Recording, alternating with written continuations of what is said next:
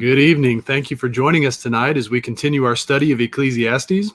Tonight we're going to be in Ecclesiastes 6 and 7, so if you want to go ahead and take your Bible out and follow along with us, you'll have the text marked on the screen below our videos, and you can definitely follow along as we move section to section. Just by way of quick review, in the first 6 chapters, what we've been discussing is the vanity of life, at least as it appears to be under the sun. The writer, Solomon, has discussed the idea of materialism and philosophy and relationships, fatalism. He says none of these things are actually going to provide satisfaction, and you're not going to enjoy them, or at least you're not going to enjoy the good things in life apart from God. But he's going to develop that theme even a little bit more as we move into chapters 7 through 12 this evening. And in chapters 7 through 12, what we're going to be looking at is that idea of what are the conclusions of Solomon's search? What can he show from his under the sun examination through wisdom? And it's really going to all point back to God, that we need God's help, that we need God's revelation, and that will teach us to fear him, keep his commandments, and get ready for the day that we meet him. In the immediate section, tonight we're going to be looking at 6 and 7, and so we're going to continue our discussion of chapter 5 with wealth and how that plays out in the enjoyment of life, or the lack thereof, as it were. We're going to move into some proverbs and discussion of wisdom. We're going to look at some difficult sections, but also those that help give us some warnings on how we need to live in this life. And all of it is pointing to the need for God. Before we get into those sections, let's begin with a word of prayer. And so let's all bow. And Luke, do you mind leading us in that prayer? All right, let's go ahead and pray. Our Father in heaven, we come to you so thankful for all the blessings that you give to us. We thank you so much, especially for giving us another opportunity to come together and study your word. We thank you so much for the blessing of the revealing of your word.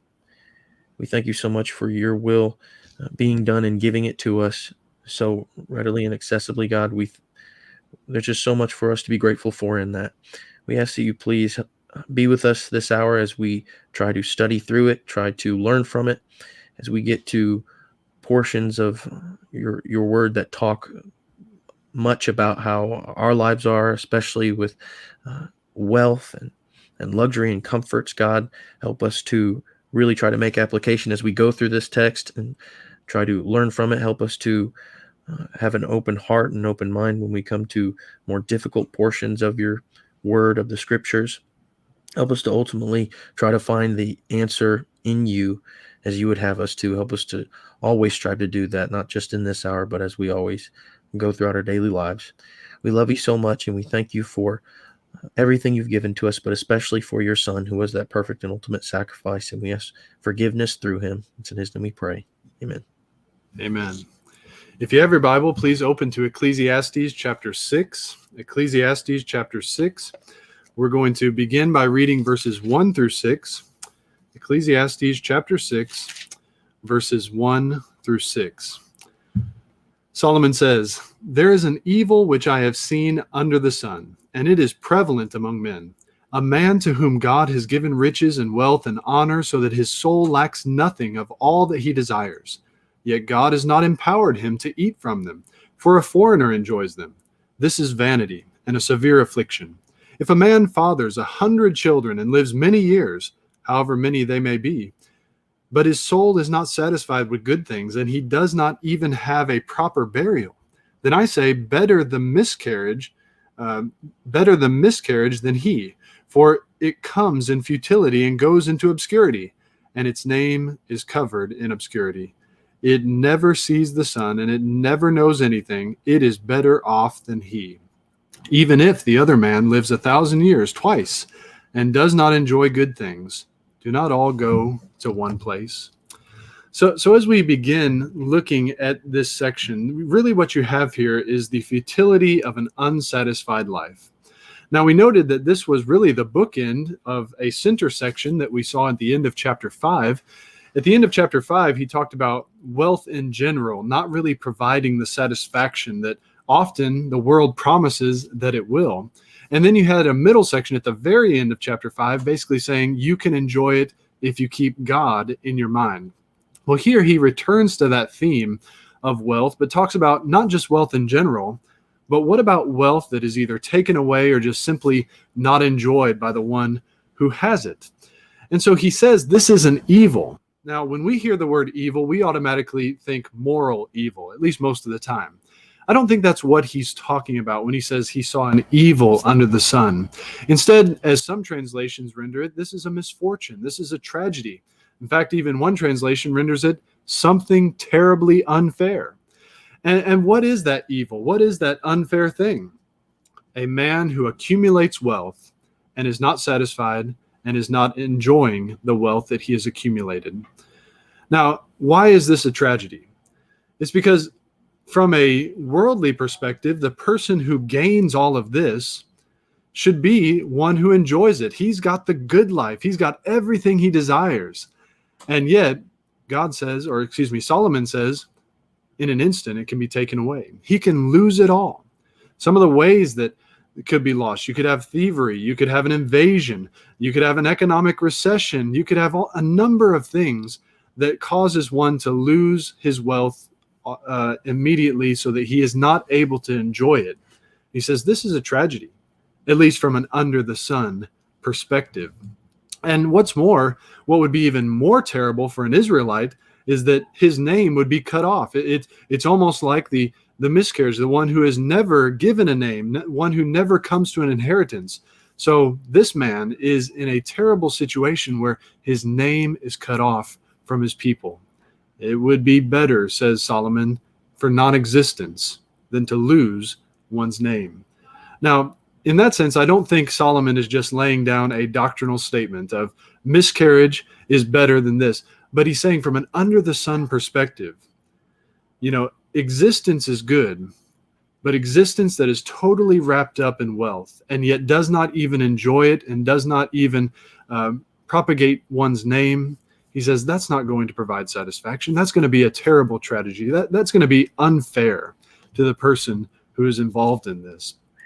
And so he really points it all to saying, if we look at the end, that helps us to understand our purpose in the present, because the inevitability of death is a recurring cycle in Ecclesiastes. We're seeing it again here. We're all going to the same place. We're all going to the grave. How are we living up to that point? How are we enjoying the good things God has given us up to this point? Are we willing to accept the adversity, the unfair things that happen? That's going to come up later on in our study this evening. But the essential point from this text is wealth does not secure happiness or satisfaction.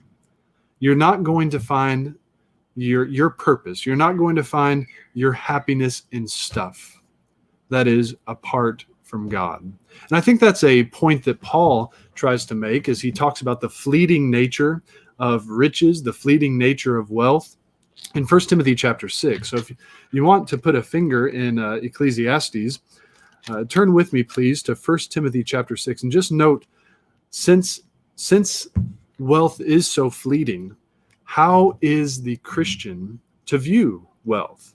And you have kind of a negative discussion and then also a positive discussion of what the Christian is to think and do with wealth. So if you're looking with me in 1 Timothy chapter 6, let's read first verses 6 through 10. 1 Timothy 6, verses 6 through 10. He says, "But godliness actually is a means of great gain when accompanied by contentment. For we have brought nothing into the world, and so we cannot take anything out of it either. If we have food and covering, with these we shall be content. But those who want to get rich fall into temptation and a snare and many foolish and harmful desires, which plunge men into ruin and destruction.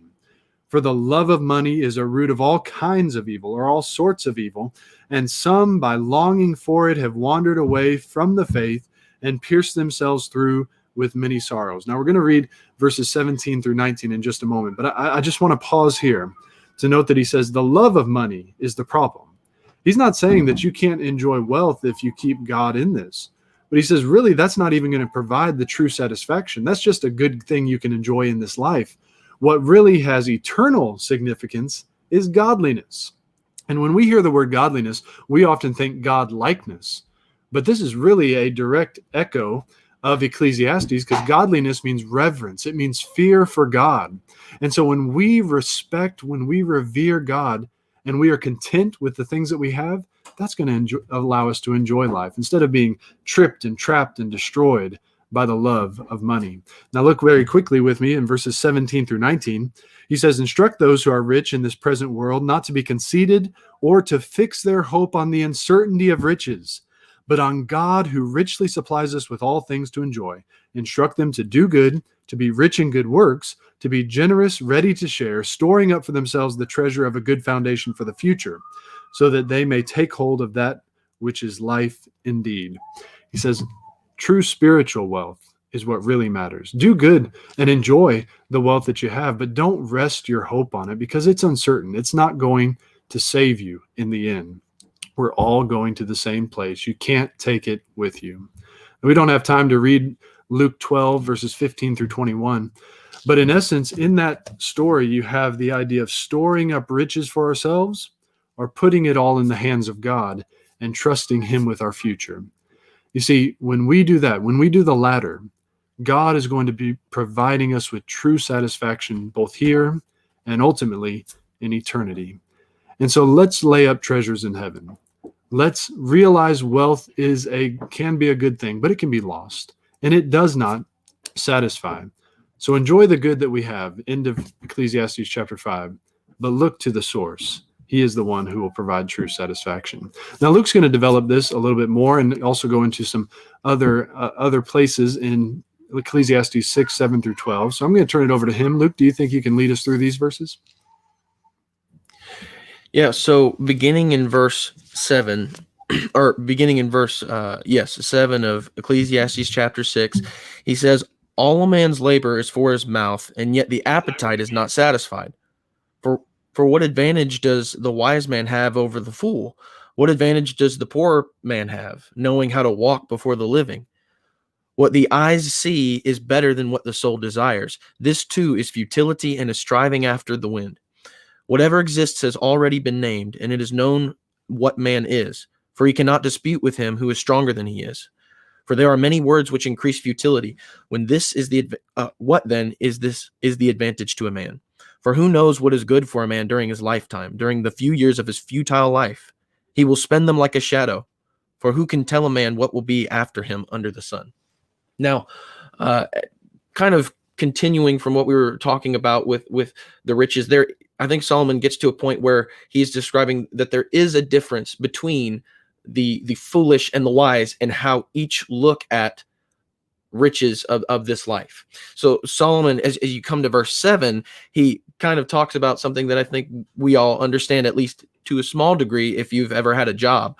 He says, all a man's labor is for his mouth, and yet the appetite is not satisfied. So really, he's talking about how they're working just for the next meal. Essentially, they're working for the next meal, and the joy from that food just never seems to be proportionate to the severity of the labor worked to attain that food. I think that's something that we all have felt before, if not at least one time. Just it seems like we have worked so much harder than the enjoyment that we think we should be getting for that food, and yet it just doesn't compare. We feel like we have worked so much harder. And so I think what Solomon is doing is talking about how really the foolish look for satisfaction. He's drawing the conclusion that it's impossible when you're looking at it from a physical perspective. The problem is that that we are searching for joy only in the physical food, the physical materials, but we are far more than just physical beings. Certainly from the outset, all we think about is the physical, but it goes so much further than that. And I think that this is something that Jesus actually talks about in his ministry in John chapter 6.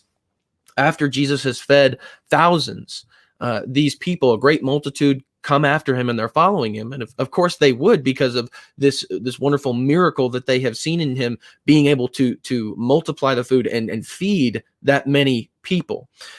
But as they come to him, he teaches them and they have to come to the acknowledgement that they're coming after him for the wrong reasons.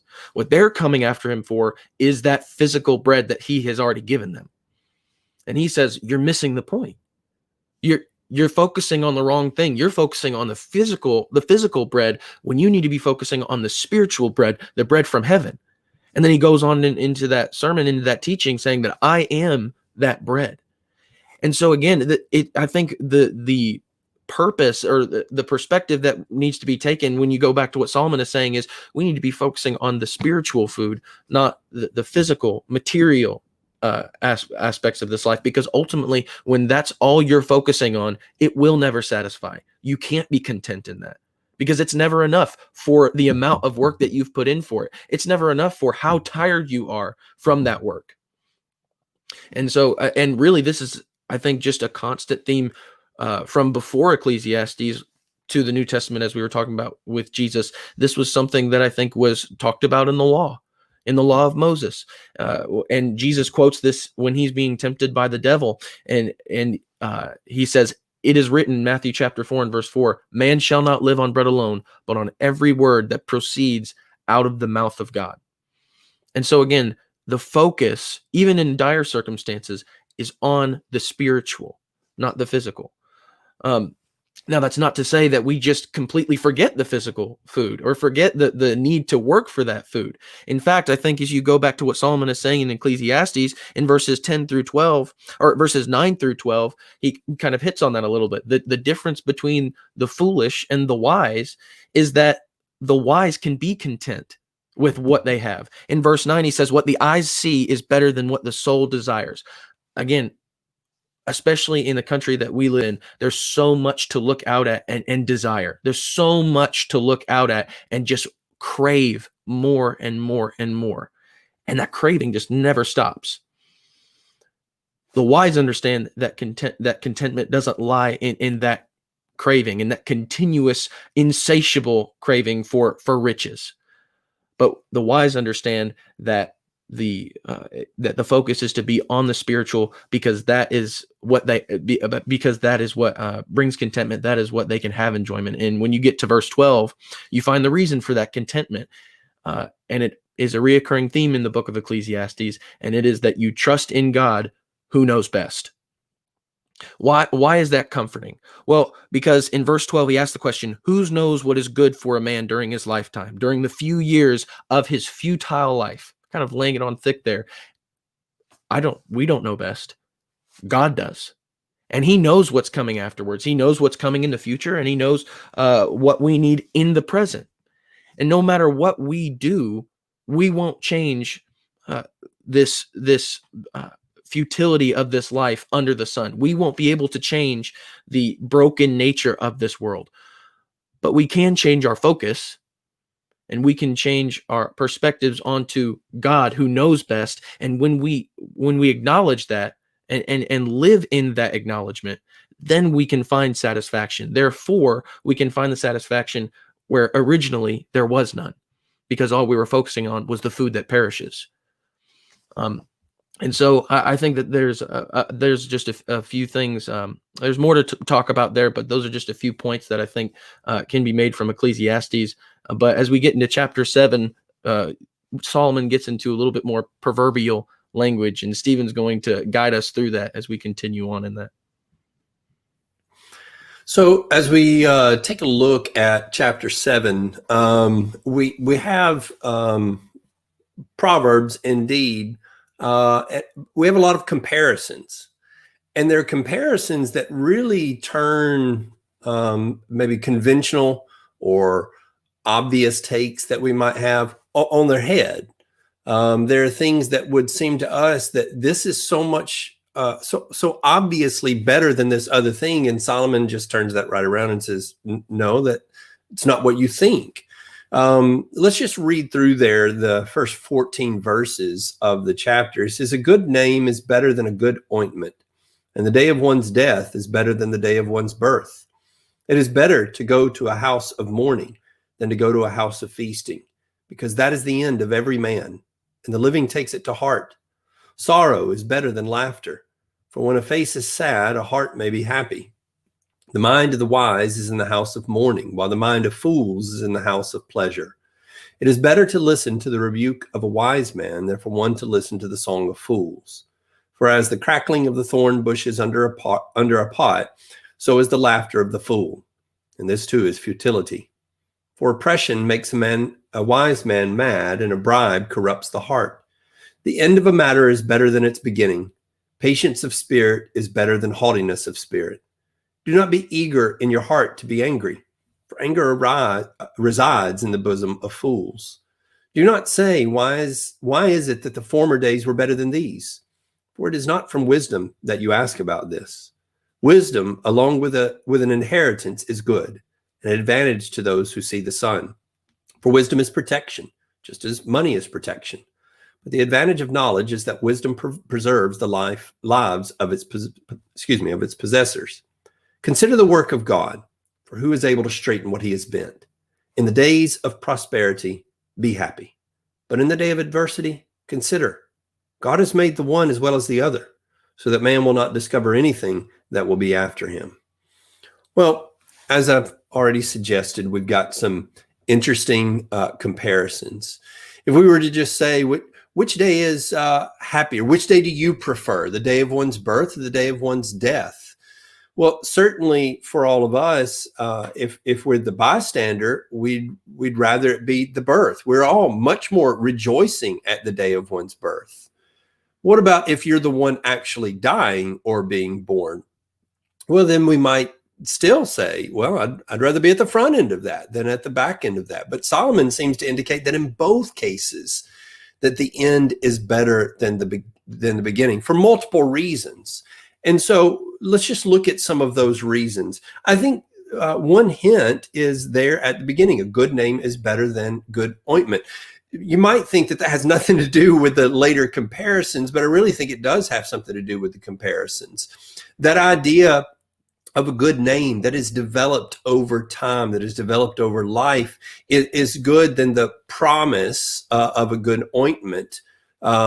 And I think that's the same thing, or at least there's some connection there to the child being born. Lots of potential, but at the end, we know the result. We're not just guessing and hoping, but we are looking at a life that has been lived, and by implication, I think one that's been well lived. And so particularly the end of a life well lived is better than the potential good life at its beginning. When he talks about going to the house of mourning rather than the house of feasting, the reason that he gives is that the living takes it to heart. And I think that theme comes throughout there as he talks about sorrow being better than laughter, that he talks about that the mind of the wise is in the house of the happy, or the house of mourning rather, while the mind of fools is in the house of pleasure, and better to hear the rebuke of a wise man than for one to listen to the song of fools. I think that this is, in many ways, it's long been a much needed instruction for our culture. People look back at American society and society in general, looking back 100 years, maybe 150 years, looking at Victorian age, and they think that's a time that's so stuffy. And maybe in those times people were overly sober, and people didn't have the humor that they ought to have, and that's possible. But I suggest to you now that we have lost so much sense of sobriety and seriousness. It's hard to have a serious conversation without someone just feeling it necessary to break it up with a laugh. And I'm not against humor, but there's a real need for us to sort of soak in the sobriety. When we go to funerals, I think, at least in my observation, that funerals even have become less and less sober. And I understand that we want to mention the joyful aspects of someone's life. And I'm not saying that all humor must be removed, but sometimes I feel like a guy is trying out a stand-up act while we're sitting here mourning the loss of some brother or sister. We need to be very careful that we allow the sorrow to have its place. There is a time for tears. And for someone to get up and sort of just run roughshod over that, let's get back to the laughter as quickly as possible. Solomon says, this is not wise.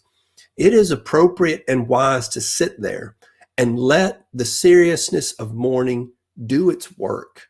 Let it have its opportunity within your heart. That can be the case whether someone's had a well-lived life or even a poorly lived life, because as he says, the wise will take it to heart, that they will not scorn that seriousness, but rather they will relish the opportunity to take stock, to evaluate their lives. I appreciate so much more the people that are willing to come into a moment of frivolity and bring sobriety than those who constantly feel the need to bring frivolity into the sober moment. Brother Bob Waldron, who is a mentor of mine, was at our home one time. We were sitting around, we were laughing and carrying on, telling jokes as three couples and Brother Waldron. Sister Waldron had already passed away. And he stopped us in the middle of all that laughter and said, could I say something? And of course, we said, yes, you're welcome to say something. He said, I'd just like to say that the thing I miss most about Sandra is having someone to cherish. Don't you ever take for granted that you all have someone to cherish right now. I'm going to tell you what, the laughter was gone and it was replaced with sober tears, not angry tears or anything like that, but everybody at that table remembers that moment. And I guarantee you they remember that moment more than anything we were laughing at that night. And so the willingness to not only be sober, but be the one that brings sobriety to a moment that calls for it, that needs it. And so I appreciate that warning there, to relish the mourning in a way that is helpful. He goes on to say some other things about what he continues on that theme in verse 8. The end of the matter is better than its beginning. Patience of spirit is better than haughtiness of spirit. The impatience of our age is rebuked in that. But I think that also goes to the sobriety. Verse 10, it says, do not say, why is it that the former days were better than this? I think this goes along with the shallowness of thinking and not towards that sort of sobriety. We look back, everybody thinks, and especially as we grow older, everybody looks back and says, back in my day. And there is some value that we think is back there in those days. And it's not to say that there's not something better in those days than these days, but it is to say that on the whole, all the days have their difficulties. All the days have certain advantages. We as a country have progressed considerably in technology and so forth. And we've lost a lot along the way as well, as far as morality goes. Maybe we've gained some with regards to morality. But the idea that those were the better days and these were the poor days is a shallow thought that we need to be careful. It is not from wisdom, he says, that you ask this. He also talks about wisdom along with an inheritance. Money and wisdom both are preservatives of life, and they have their advantage. But the advantage of knowledge, he says, is that it does preserve the life of its possessors. But how far does that go, really? Does it take you any farther than that funeral? And it does not. It may just put off the funeral for a certain number of days. But in the end, that day of mourning is coming. And that day of mourning that will cause everybody to say, my day is coming. And hopefully that breeds some change of heart, some change of attitude and behavior. He says then in 13, consider the work of God, for who is able to straighten what he has bent. I think now we're really pressing more and more towards the end of this book. All along the way, Solomon is sprinkling along that remembrance of God. And so here in a really forceful way, he brings God into the conversation. And all of this, he's saying, what is the use? What is the use? He says, but remember this, God is in control and he's never lost control. He remains in control. And when you're having your enjoyable day, you recognize that, you enjoy that. But when you're having your day of adversity, God's in control then too. And so we look to him, we look past the moment, past the adversity, or even the joy, and look past that and recognize who's at the top of all of that. And that will be the only true advantage that you find in anything that's going on in this life. And I think that notion is going to be pressed more and more as we proceed to the conclusion of the matter, as we see at the end of chapter 12. Well, picking up in verse 15, we have some difficult passages here, some passages I think can really be twisted in different ways, and a lot of people have done that. Marshall's going to take us through that and show us how really easy to understand all that actually is. Right, Marshall? Yeah, we'll see how easy it is, but there are, I think, some ways of looking at this that we don't have to just twist them all about to say something that they're not saying. I do think that we need to keep this in its context. Most Bibles will show that we have changed from poetry to more prose, and that you don't have it in verse form anymore after verse 14, but the theme is continued. As Stephen has eloquently stated, there is a time for prosperity, there's a time for adversity, and yet God is in control of all that. And I don't think he's left that theme when we get to verses 15 through 18. So if you have your Bible, let's read together. Ecclesiastes 7, 15 through 18. I have seen everything during my lifetime of futility. There is a righteous man who perishes in his righteousness, and there is a wicked man who prolongs his life in his wickedness. Do not be excessively righteous, and do not be overly wise. Why should you ruin yourself? Do not be excessively wicked, and do not be a fool. Why should you die before your time? It is good that you grasp one thing, and also not let go of the other. For the one who fears God comes forth with both of them.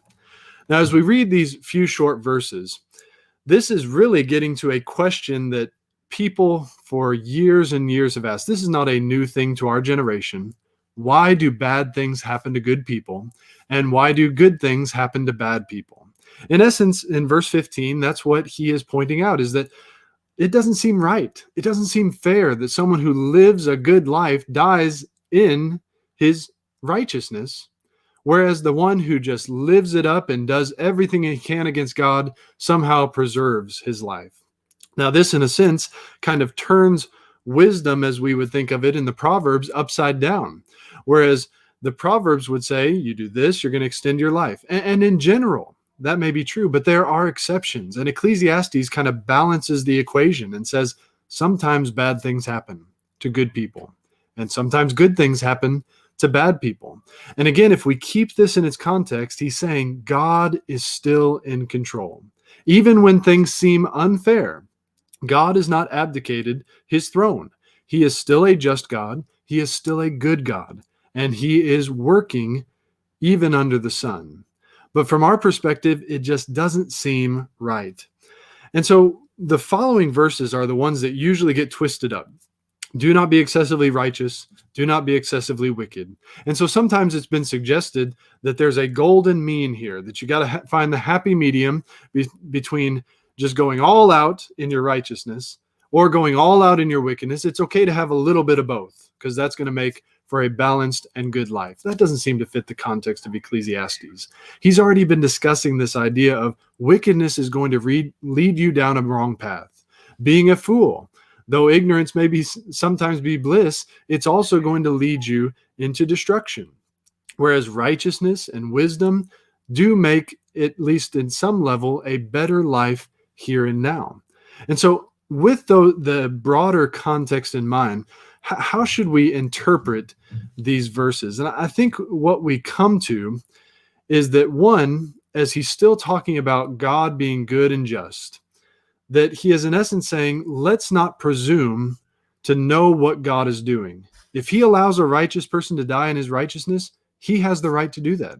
If he allows a wicked person to go on living in his wickedness, he has the right to do that. And just because he hasn't acted in this world the way we think he should be acting doesn't mean that he is not God. So what does it mean to not be excessively righteous. If that's the warning, if that's the command, in view of the sovereignty of God, in view of the goodness of God and the justice of God, what does it mean to not be excessively righteous? Well, I think in context, when you compare verses 15 and 16, he is in essence saying, do not pursue righteousness with the view that that's just automatically going to give you a long and healthy and prosperous life. Because he says reality is going to break that delusion. You are going to experience hurt in this life.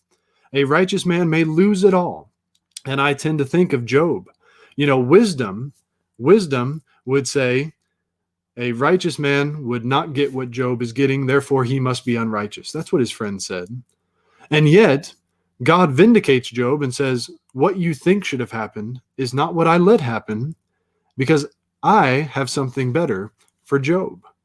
And so it's not going to work just to assume that I live a good life and I'm going to get the best life here.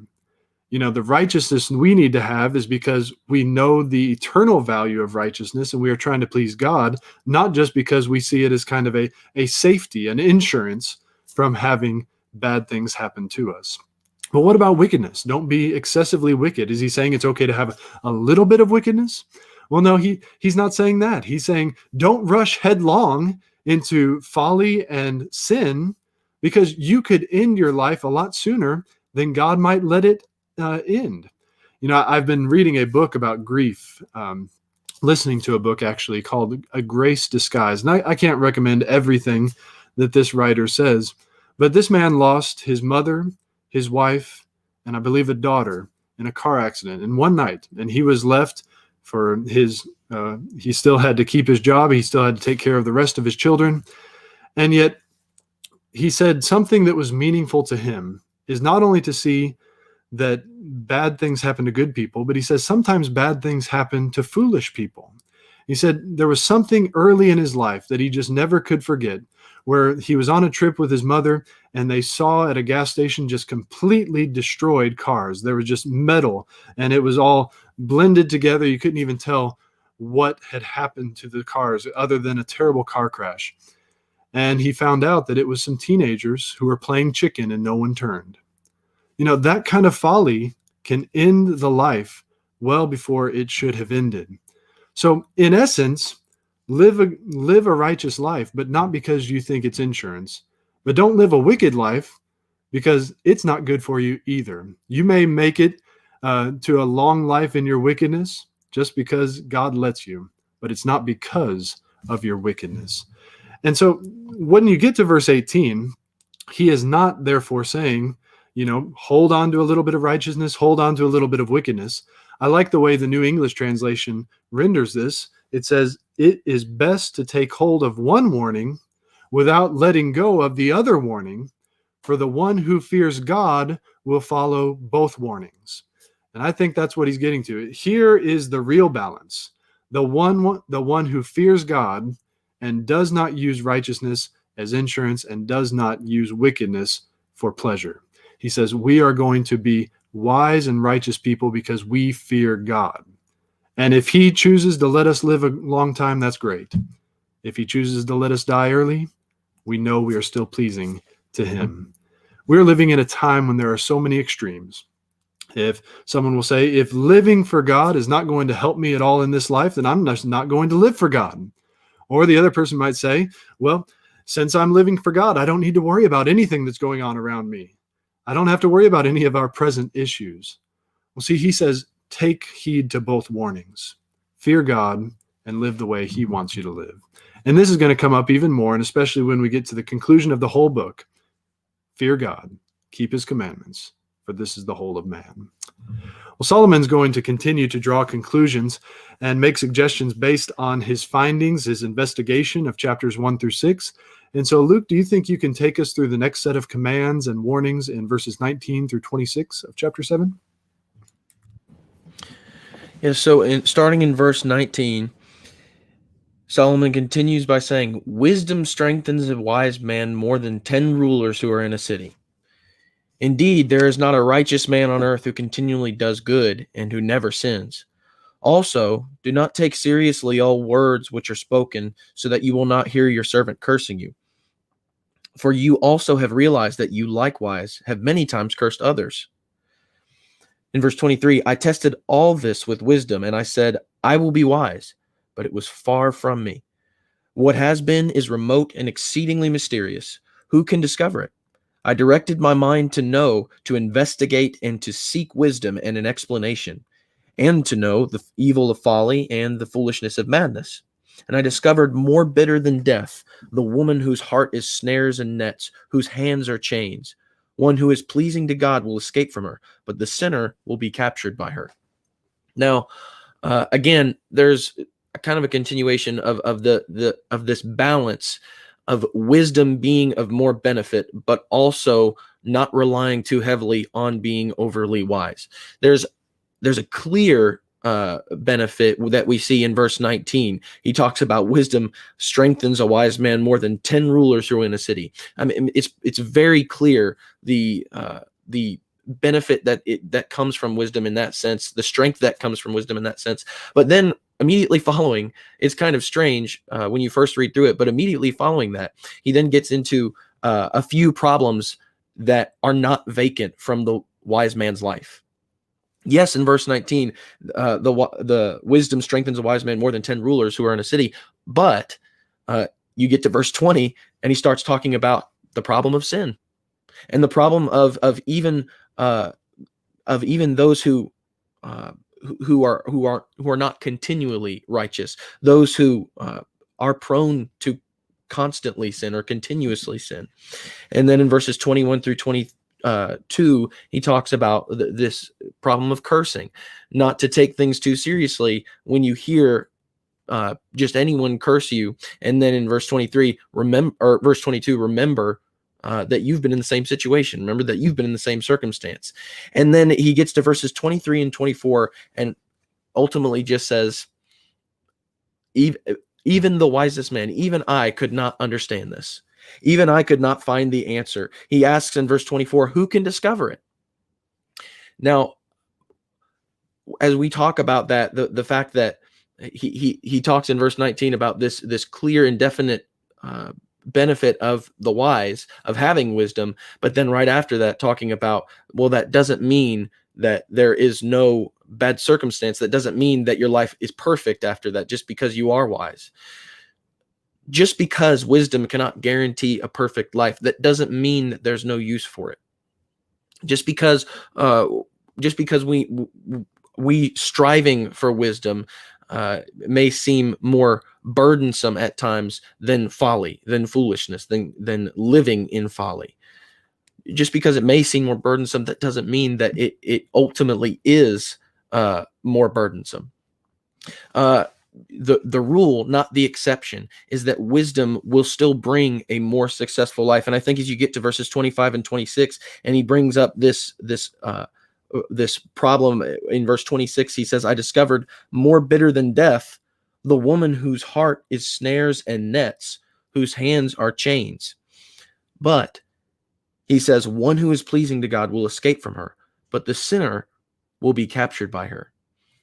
Now, sure, the wise aren't going to, their lives aren't going to be vacant of bad circumstance. Their lives aren't going to be vacant of burdensome trials, and their lives aren't going to be perfect. But at the very least, what you find is that they have the knowledge to get out of this circumstance. They have at least this knowledge to escape from this seductress, this woman. And I think that word escape, I think that really gives the connotation of what he's talking about here. And really, when you get to the Proverbs, and I don't want to get too much into this because I think Stephen's going to get more into this, but when you get to the Proverbs, he goes into a little bit of detail about that seductress and about how easy it is to succumb to that, but how you have to be so very careful. The one who knows to be careful, the one who knows how to be careful in that situation, is the one that pleases God, or the one who at least strives to please God. And that is the one who searches for wisdom. Now, the fool, those who practice folly and those who continue in foolishness, they don't know how to escape that. And why is that?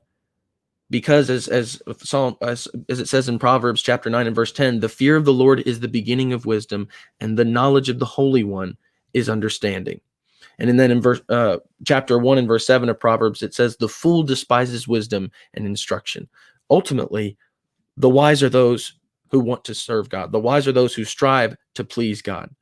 And those who are striving to please God, ultimately, when we find that the answer is God and nothing else, that is when we can actually, that's when we start to understand that that route is less burdensome, or at least easier, to the degree of being able to bear the trials,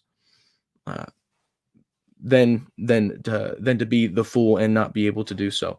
But as we end in chapter 7, Stephen's going to get into a little bit more of talking about the seductress in verses 27 through 29. So looking there at 27 through 29, it is an interesting way that he phrases things here. He says, beginning in 27, behold, I have discovered this, as the preacher, adding one thing to another to find an explanation, which I am still seeking, but have not found. I found one man among 1,000, but I have not found a woman among all these. Behold, I have found only this, that God made men upright, but they have sought out many devices.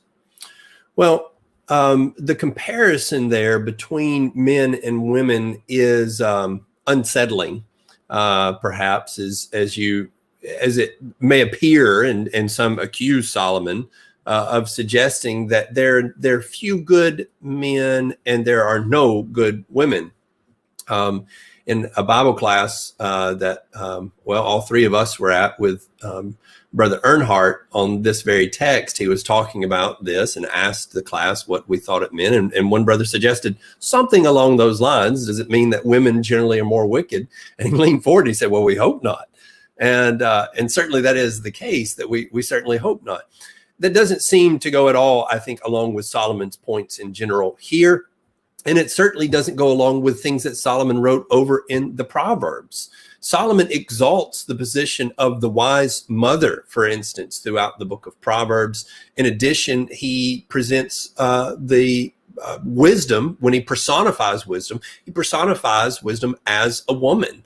And so we don't see that sort of, misogynistic notion from Solomon in his other writings. And I don't think we really see that here.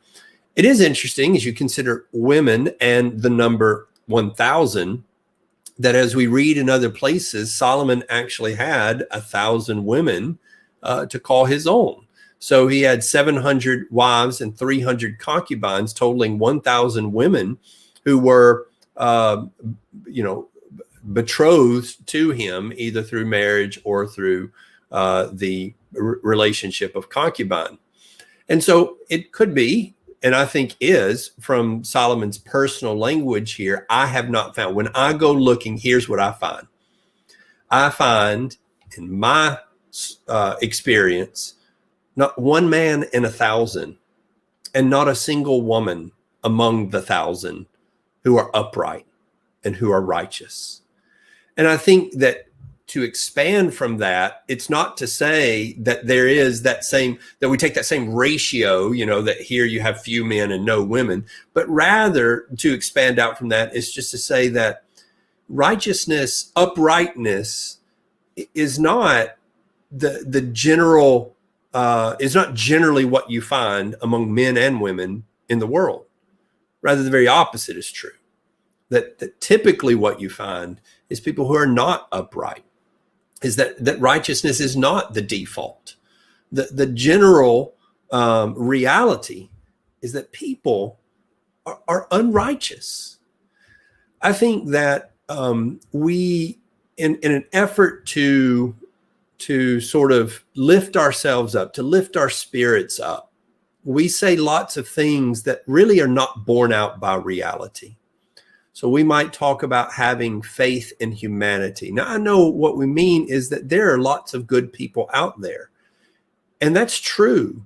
But one of the things I want to emphasize, I think, along with Solomon here, is that goodness does not come from the people. It comes from God. And incidentally, he says that God made men upright. It's not God's fault that he is having such a hard time finding anyone that's upright, but that people go their own way and that everyone goes their own way.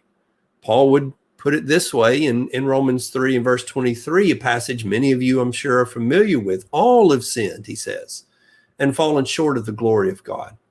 Earlier in that chapter, he would quote the passage that there's none righteous, no, not one. Everyone goes their own way. So when we say we have faith in humanity, really what we need to indicate by that is that we have faith in so much as humanity will listen to God. But when they do not, humanity is a wreck. And when we say, people are basically good, only when there is some listening to God. Now, you might have an argument with people saying, but I know atheists who do show some level of kindness, who show morality. I would suggest to you that those atheists, whether they want to admit it or not, are being influenced by the things that God has taught. But the more that you take God out of the society, the more wretched humanity gets. History can bear this out. I think history continues to prove this in our own age, that people become less of everything that is good and righteous and upright. And so Solomon says, I have found that to be the case. People are not good. People are terrible. And of course, for us as Christians, we recognize that includes me. Me without God is terrible. We in our society push very hard the notion that you ought to be yourself, that your personality ought to shine. Who you are is the most important thing. The Bible pushes the narrative that who you are is often the problem. Who I am is certainly the problem. And that I want less of me and more of him. When I go my way, I am one of those 1,000 that Solomon cannot find the righteous among. When I listen to God, then there is uprightness. He is the one who creates uprightness. Now, it's kind of bringing that into some final takeaways here as we think about all the passages that we've looked at this evening. I think Solomon is continually pressing towards a very bleak outlook of the world as you look around it. A lot of people have bumper stickers that say life is good. Solomon would maybe have a bumper sticker saying, are you kidding me? Life is not good. In fact, he's already said multiple times, it is a wearisome task. It is a wearisome life that we live here. But that is true only if you do not see God. That removing God is what makes it weariness. And I think the life is good stickers, especially when they're sort of plastering over the reality that we all know is there, that life is a mess. And it is full of misery. And it's full of misery whether you're doing the right thing or the wrong thing. None of that matters from the standpoint of how much joy or sorrow you will experience here. So again, what's the point? He wants to drive people to despair so that they can see where the hope is. And we've begun this evening to really highlight that hope. God is in control, as we looked at earlier in chapter 7. And now he points and says, God is the one who makes people upright. People are the mess, but God isn't. He's not the problem. A lot of people, when they despair, they look and they point their finger at God. Here Solomon says, that's not the problem. We're the problem. And he's the answer. And so the more that we study through this, I hope that we can drive that point home. Men and women, we are the problem. And God is the solution. Any other takeaways you guys have as we close out tonight, or any comments from your videos there? As we look towards next week, then we'll be picking up in chapters 8 and 9. And as we go through those chapters, again, we're going to be seeing more of God as we go along. We're going to be seeing more of the answers that he provides. That's going to get, we're also going to see more of the advantages that we can have while we're here, and the appropriateness of what to enjoy and how to enjoy it. One of the things that I think, as Luke alluded to tonight, when we have God in the proper perspective, then the smallest joys can be truly enjoyed. When we do not have a recognition of God, then the greatest and most profound moments of life are nothing. And I think that point is going to become more and more obvious as we work our way to the conclusion there in chapter 12. Appreciate everybody joining in with us this evening and watching along, studying along with us. We hope these studies are helpful to you. I know they are to me, and enjoy being with these guys, and looking forward to continuing our study of this very profound book, this very applicable book to especially our time. Hope that your week goes well, that you'll join us again next week, and we pray God's blessings for you.